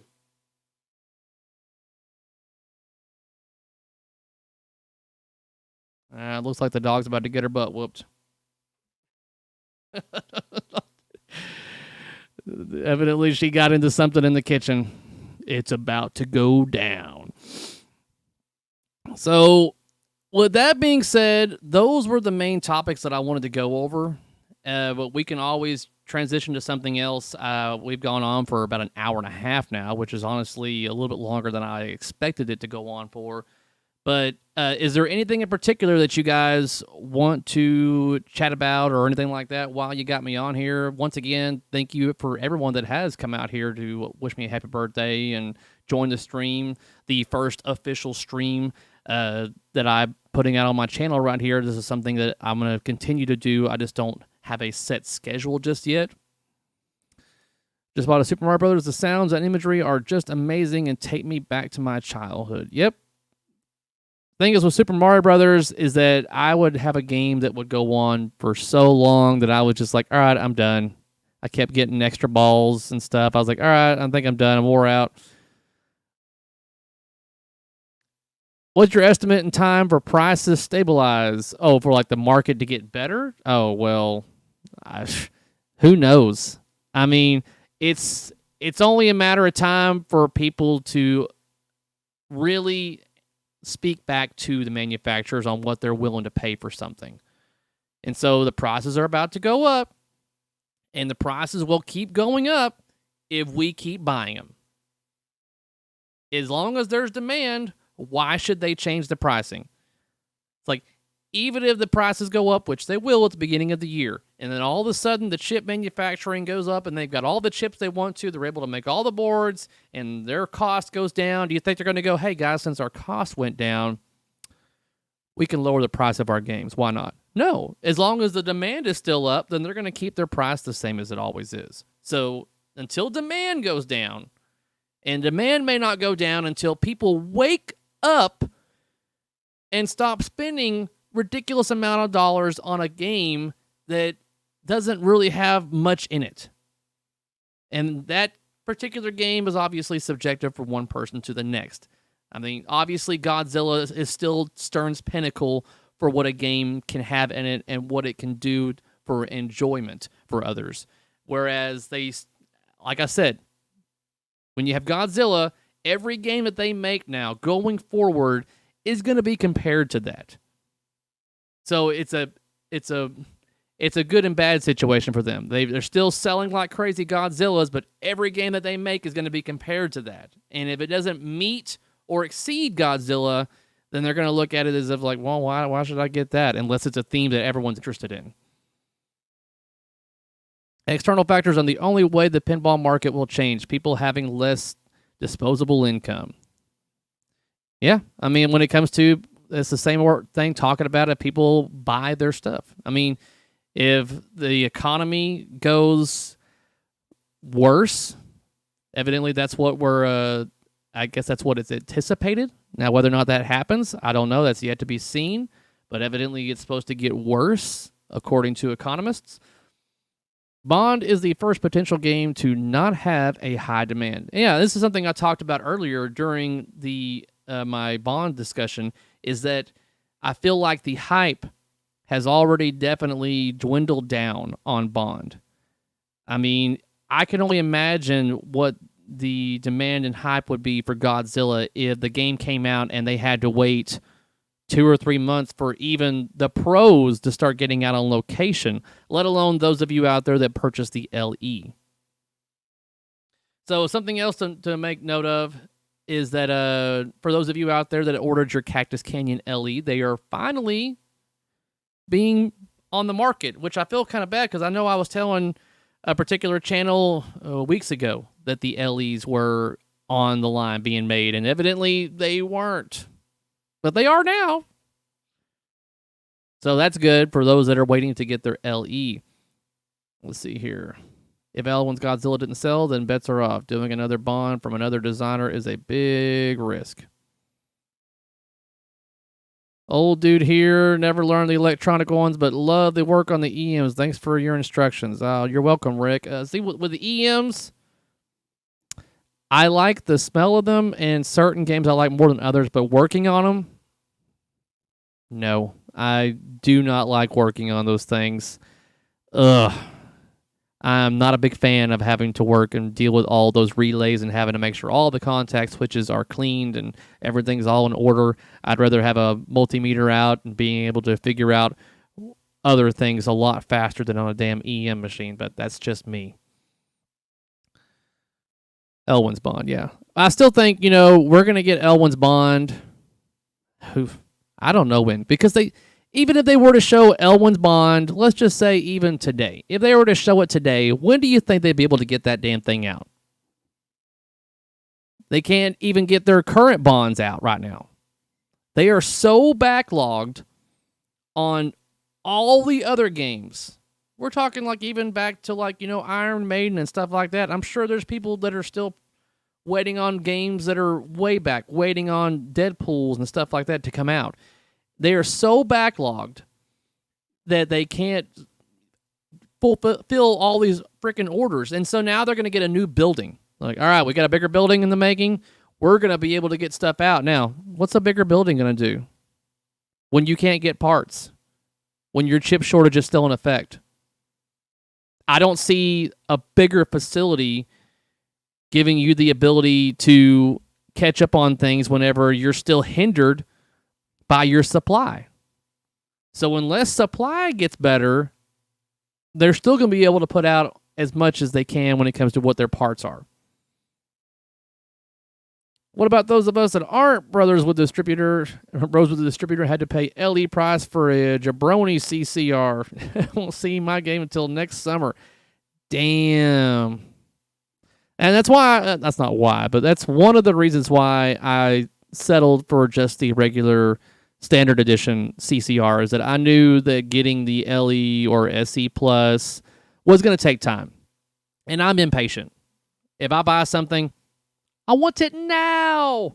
So to see that it was going to take a long time, can't wait to buy premiums at 1,500 euros. Yeah.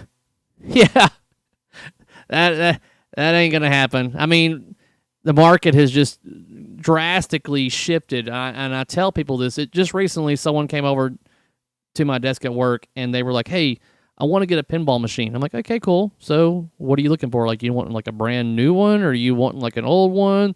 And the simple, typical answer that you get from someone that doesn't really know anything about pinball machines is they want a cheap one. Of course. Don't we all?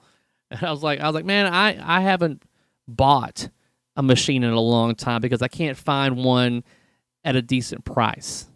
I've seen some here and there, but they're not a machine that I'm like, oh, you know what? I could fix it up and probably flip it for some extra cash because it's priced at a point to where I don't want to have to increase the price any more than it already is. I've seen some games that I'm like, if I wanted to keep it, yeah, but it needs work. And I don't agree with paying the prices for a lot of these games that need a lot of work. I mean, if they sell it to somebody and someone else is satisfied with what they purchased, okay. But for me, no. It's like some of these prices on games, I'm just like, no, I'll pass. Not for me.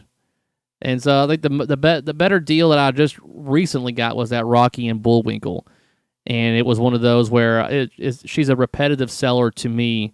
And so I was able to get that actually at a decent price, do the work that needed to be done on it by polishing all the metal and getting things all cleaned up, replacing all the broken parts to where I could sell it to somebody that would really enjoy it. And someone got a very clean Rocky and Bullwinkle machine for, in this market, a pretty decent price for a game that needs no work. Everything functioned on that game, all fully LED, recently tore down, completely cleaned up, and everything like that. $5 donation from Molar Medic. Happy birthday. Love the videos and streams. You are a great educator, and your passion for pins is amazing. Thank you very much for the donations and the kind words there, Molar Medic. You did a great job on that. Cleaning up the ramps was amazing. Yes, I mean, the flame polishing is definitely something I tell people that is really good, but you cannot half-ass it. There's a lot of people out there that will attempt to flame polish the ramps while they're still in the game without thoroughly cleaning them. You do a half-ass prep, you're going to get a half-ass result. Thank you very much for the birthday wishes there, infamous cheesehead. You molar turning this. But yeah, so when it comes to like working on those games, it's just a lot of the times it's like if I know that I'm going to buy it at a certain price and I cannot like sell it and be able to recoup the amount of time and effort that I put into it, then I'm not going to bother buying it. I'm not going to buy, let's just say, for instance, a Lethal Weapon 3 that people were trying to get at least $3,000 for. I'm not going to buy a Lethal Weapon 3 for $3,000 that needs work and LEDs and all that kind of stuff, put hours of time into a game, and then eventually turn around to hopefully maybe make $100 out of it, because it's already difficult to sell the game at $3,000 as it is for that particular title.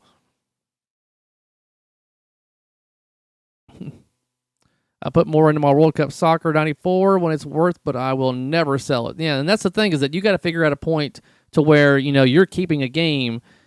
DayZ, thank you very much for the $10 euro.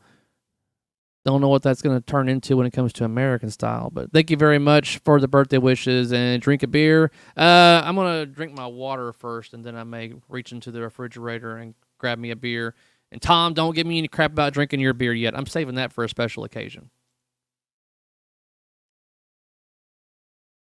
That was 10 USD? Okay, good. That's something good to know. But yeah, so like a lot of games when they resell, it's like I could attempt to sell a Lethal Weapon for $4,000. Yeah, $3,000 for a Lethal Weapon 3. I've seen them for $3,000 and like $3,500, and I think I've even seen one for $4,000. And I'm just like, no.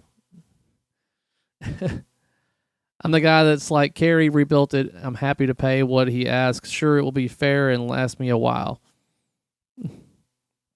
But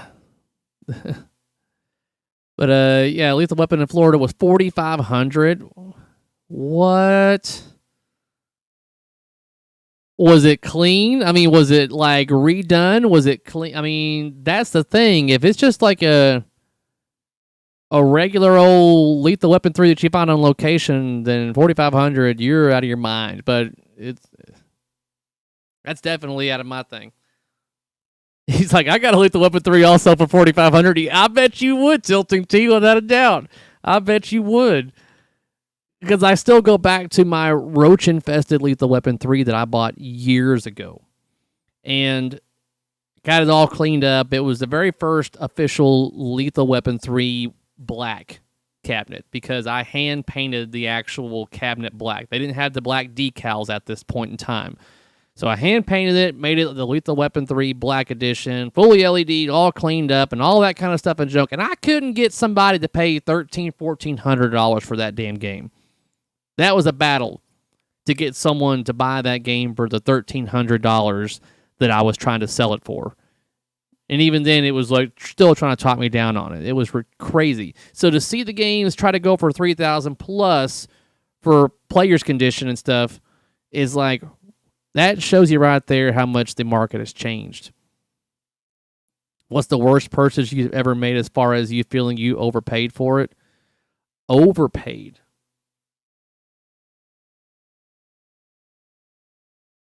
My newest racing game over here.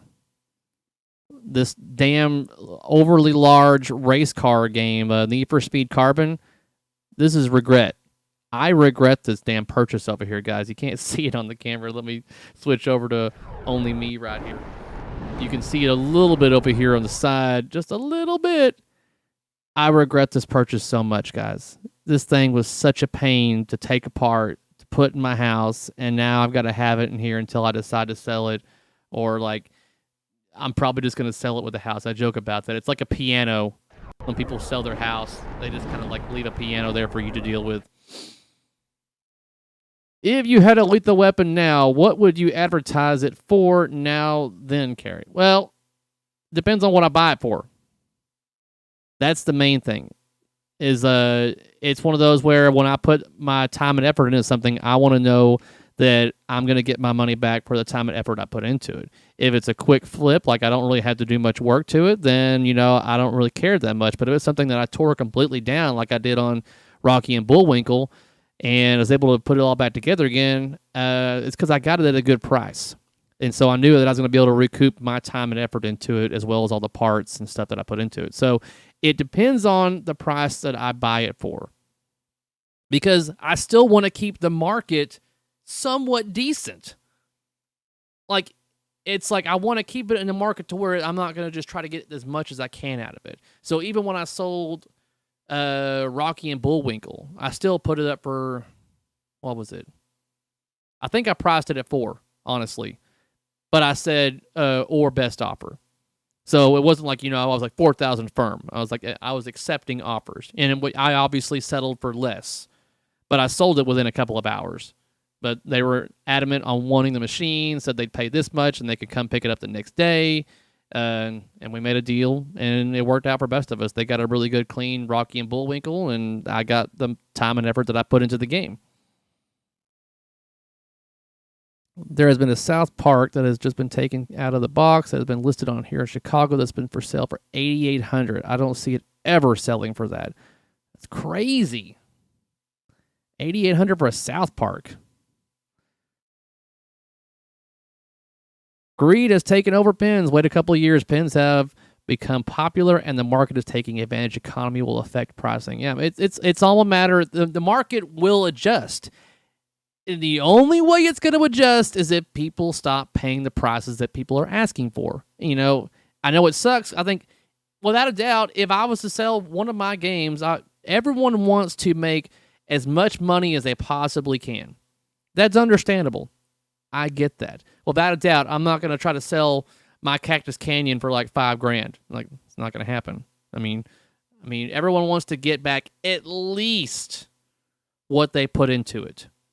Bare minimum. People want to get at least what they bought it for. So that's why I feel sorry for a lot of you Toy Story 4 buyers out there, because demand and the pricing on that one, you can get a better deal on buying a good used one for a lot cheaper than you would for a new in box for Toy Story 4. Most recent purchase was a Last Action Hero for $3,300. It needs the magnet board. It's on its way. It needs rubbers and LEDs, and I felt like I came out okay in this market. $3,300 for a Last Action Hero. That game has got surprisingly a lot more in it than people realize. It's got a little bit of everything. You've got the 3 magnets, the moving crane, the multiple scoops. It's got a little bit of everything for somebody. It's a theme. It's not for everybody, but it's just got a lot in that game, surprisingly enough. And it's even better when you put my pin sound mix on there. Wink, wink. Buy a restoration, spend the money to restore it, learn from it, then you have something that has true value. Yeah. What am I seeing used Toy Story 4s go for? I think most recently we were seeing them down in the lower 10K versions. I think I saw some on Pinside that were in the low 10Ks. You know what? Let's look, guys. Let's see what we've got going on Pinside. And let's go to the market. And let me go over here to where you can see what we got going on here. Let's just do Toy Story in general. Search. All right, so let's see here. There's one for 10.3 in Utah. That's a LE. But you're seeing also these collector's editions, 13.5. People are still trying to get what they can out of these damn things. 11.2 for an LE. CE's 13.6. People with these CEs are just they just do not want to lose what they put into it. They're trying their damnedest, but they want to get as much as they possibly can on these damn things. 11.5. Yep. 10.3, but it's been crossed out because it's pending. So someone probably got that for about 10.3, if not less. But yeah, there's a good amount of Toy Stories on the market right now, guys. And if you're in the market for one, and if you're wanting to save a buck or two, then your best guess is to probably buy it from somebody that's on Pinside right now. But I know a lot of people, when they get a new game, they want it to be new in box. But it's like, how much is that new in box worth to you? I mean, chances are the game's more than likely going to be the same.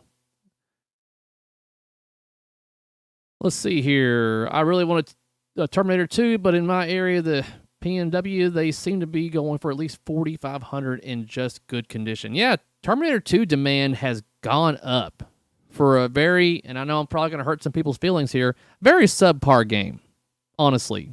I remember playing it as a kid at the arcade, and I thought it was so amazing because obviously it's Terminator 2, and that was the big deal at that particular time. But overall, I've owned one. I don't want to say restored one, but I've cleaned one up and taken it all apart and fixed it up and sold it. And I think when I sold mine, I got maybe $2,400 out of it, I want to say. And that was a few years ago, and it was really clean. And now you see them for $4K plus, but it's just, for me, it's a very subpar game. Theme's great, but no. Let's see here.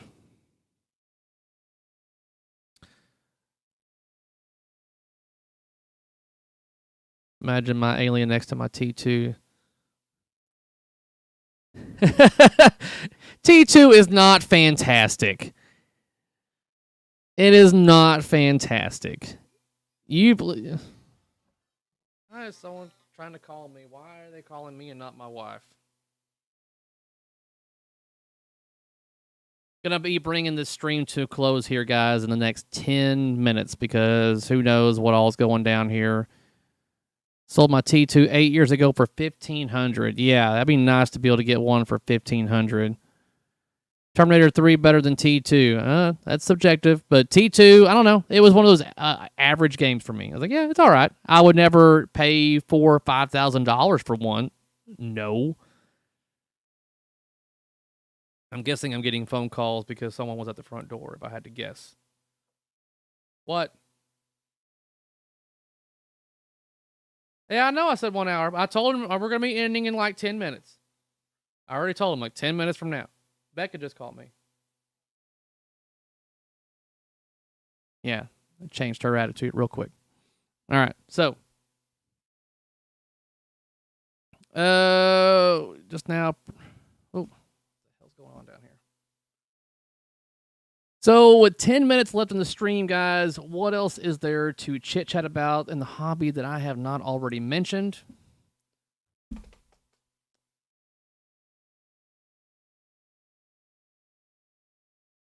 Yeah, Pin Sound and a T2 would definitely improve it. I've played one before at Texas Pinball Festival. It does help, but I don't think, like, play and layout-wise, it's better, though.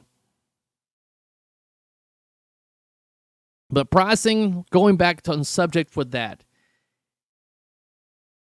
the market's only going to change when people change. Whenever people stop buying at the prices that you're seeing. And the thing is about this is going to suck is that people keep buying at these prices that are hundreds, if not thousands of dollars more. And like I said, everyone wants to at least get what they paid for it. So until people start going, you know what, I'm going to have to take a hit to sell this, to recoup some money, to possibly buy another pinball machine that they want, or to make rent. It depends on how bad the market gets.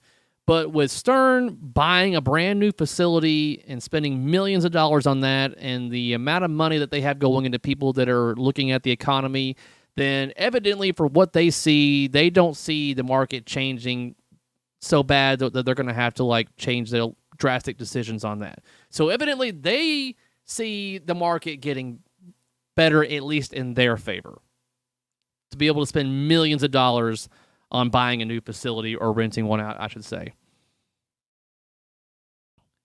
Will Spooky's next game sell out, or will people wait and not get burned like they did? That is a good question. Because I would like to hope that people would wait. And if it's anything right there, you showed her. Luckily, it's your birthday. Like right when I want to click on something, the chat moves up a couple of notches. So I was on a subject or something. I was about to say something and I completely forgot what I was going to talk about. Talking about, oh yeah, when it comes to Stern and these prices and everything. People want to get back what they paid for it. So people are going to have to start going, you know what, I'm going to sell this game because I got to do this. And I just don't see people willingly taking a hit until the market gets really bad. Turn around and rank your games on a fun level, most to least. Oh, Tom. Most fun to least fun? Okay, so least fun is my Need for Speed Carbon that I have over here.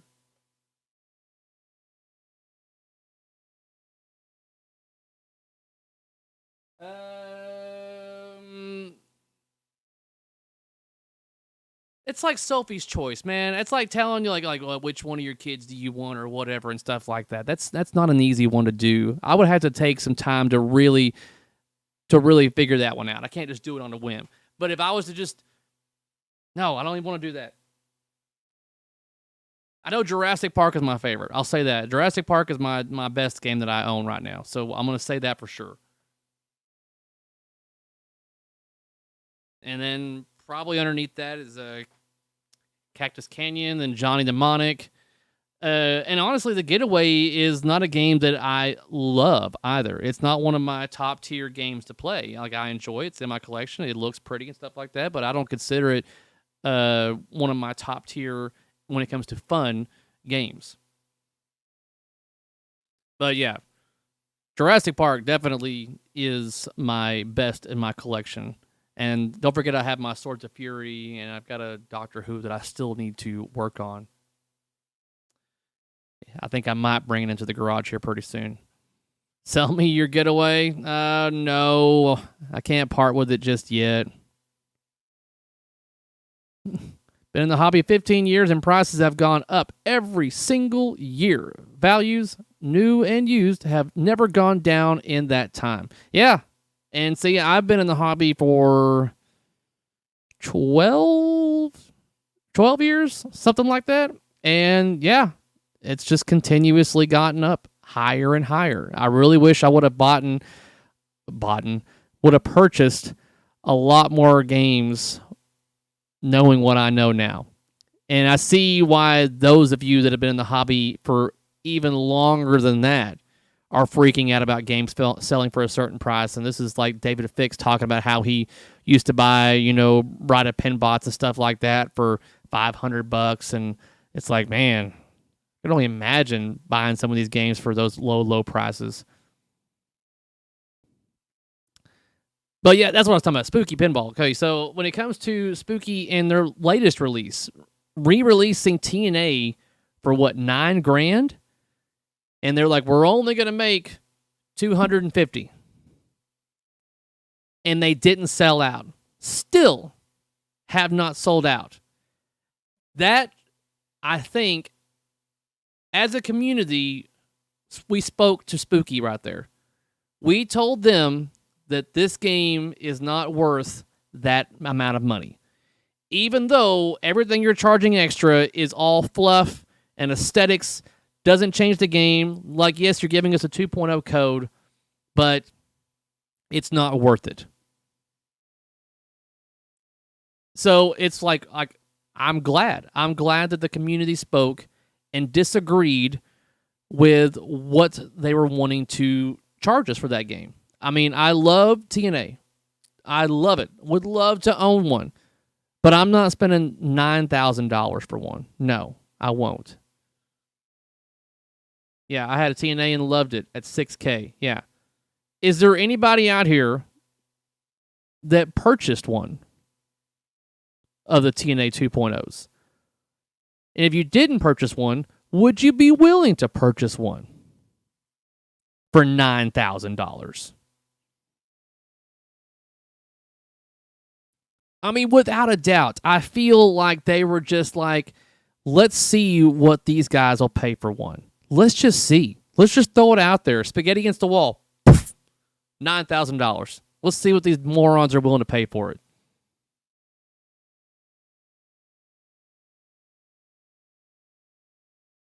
Spooky even said they'd only make $250 for now. They still said they'd make more in the future. They wouldn't make the Rick and Morty mistake again. Yeah. I mean, and they can't even sell the $250 that they said they're going to make. So it's stuff like that where I'm like, yes, we all came together and combined said, no, we're not spending $9,000. And for those of you that bought it, I hope you enjoy your game. Just $9,000 for that game, no way. And almost $9,000 for almost any game these days is, for me now, I think I'm about priced out. I'm just like, no. And that's mainly because I know what I have paid for a Pro in the past. And I'm just like, no. I'm like, why? What's changed since then besides like inflation and crap like that? Nothing else has gotten better. So I'm just going to be paying more for something, and I just don't agree with what the pricing is. I can't. Okay. I'm going to go off on a tangent on that. I just don't agree with pricing. So I'm glad that everyone came together and agreed that what TNA was priced for at the $9,000 was too much. No, you can't.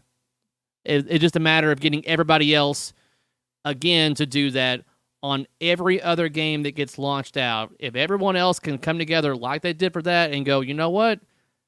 We're not paying these prices anymore. That's the only way that we're going to see any kind of change in the market.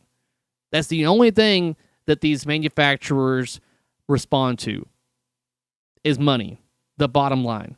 That is the only thing that will get them to change the way things are. If we keep complaining, but they keep selling, it doesn't mean shit. Like, you guys want to keep complaining about these high prices, but you keep opening your wallets and giving them money. Why would they change?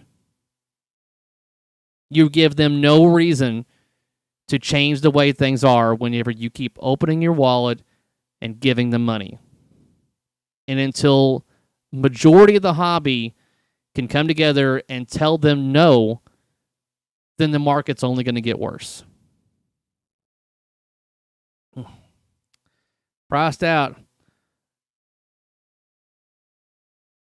Personally, it's been good to see TS4 struggle. It's good for the rest of us. Sorry, Toy Story 4 owners. Yeah, when you're seeing the market the way it is for these certain games, Toy Story 4 was a prime example of a WTF price. That got sent out more than likely just like with Spooky. Let's just see how much they're willing to pay for it. Spaghetti against the wall. Pfft. Let's price it at this much. We're seeing that. They don't care about the second market sales. They don't care that they're selling the way they are right now. They want the initial buying from the distributors. That's what matters to them. But this, in my head, should affect going forward what's going to happen next. I would like to hope that people are not so much willing to open their wallets and throw money at. The same thing with when when TMNT got launched. Yes, I wanted the game. It looked awesome. But I did not put in my deposit or put in money to say that I wanted the game and call my distributor up until after I played it. Yes, I won't be the first to have a game, and I won't be able to get to experience it like with one of the first people, but I don't care. Because I know for a fact that I'm going to enjoy what I'm going to get. You get people that are just like, they want the new and flashy and new, and then the manufacturer's marketing team do the perfect job of showing you something and making you want it. Like they did with their Ultraman, their Halloween, like Stern does with all their games. The marketing team, that's their job, is to make you want the newest and best thing. That if you don't have the newest and best thing, then you're nothing. If you want the newest and best thing and you get it, then now you're on the good side. Now you're one of the awesome people. Now we could put a spotlight on you. Now you're worthy. They're good at that. That's something that's their job. And we keep going, yeah, I'll take it. I haven't played it yet, but here's my deposit. Bring it on because it's the new thing. It's yes, the Almighty. We just bend over and keep taking it up the tailpipe. All right, guys. FOMO indeed. We're going to end it right there. Thanks to everybody for joining in on the stream. I had a great time chit-chatting with you. X-Squid, thank you very much for the $5 donation. This has been my birthday stream. James just now getting here. What the hell? Where have you been? You're coming in late. But thanks for joining me on this. I don't know when the next one will be, but by all means, if you enjoyed the stream, I'm always taking notes and wanting to know what can be done to improve it, to make it better. I'm wanting to continuously improve. That is my goal. So my patrons out there, by all means, this is because of them. If I did not have the ability to improve my stuff, this is because of them. They have given me the ability to improve everything on this chat. And I just am so grateful that they have been able to do this. And I would not have bought a lot of the equipment that I have right now if it wasn't for my patrons and the supporters out there that are sending me money. This money doesn't go to me purchasing, like, new shoes. This goes to me hopefully improving the quality of what I can potentially give you guys when it comes to my recorded content and when it comes to my potential streams and everything. So one of the things that I knew I had an issue with on my last stream was the fact that it was we had audio issues.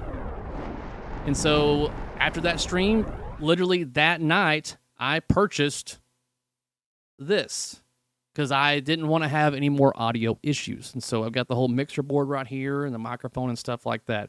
So I'm wanting to continuously improve. If there's anything else that can be done or suggestions-wise, I think I need to work on the chat window over here, little stuff like that. But hey, you know what? The chat's actually working now. So that's a plus. I'm getting there. I'm learning the ways on this. Oh, sorry, late to the show. Thank you for the $20 donation right there, James. And James is one of my patrons right there. So he's already sending me money monthly, and he's been sending me money through this right here. So greatly appreciated. So we're gonna end the stream on this note, but I wanted to, before I go, once again, maybe it'll work this time around, and start showing everybody the patrons right here. But I'm guessing it won't. There it goes. It's just going up very slowly. That's the problem on here. So thank you very much, everybody, for joining me on the stream tonight. It was a pleasure. And I look forward to the next one. I don't know when it will be. I know I only gave a lot of you guys like today's notice. I didn't know I was going to have a stream, mainly because, yes, it is my birthday. I could have been doing something else, but evidently not. So the chances are I'm actually going to be having to go to the grocery store again tonight to go pick up some more stuff. But thank you very much for the birthday wishes. It's been a pleasure. I'm now 38 years old. Ugh. Do the streams go up on YouTube afterwards? Yes, they should be DVR. They should go up to where you should be able to watch it in its entirety. This isn't the fans only, James. Quit playing with the clock. Yeah, so that's it. That's another thing I didn't show you guys, is bringing my wiener dog to show you my wiener. So, but yeah, everybody, thank you very much for watching. It has been a pleasure, and I look forward to the next show. Until next time, guys, peace out.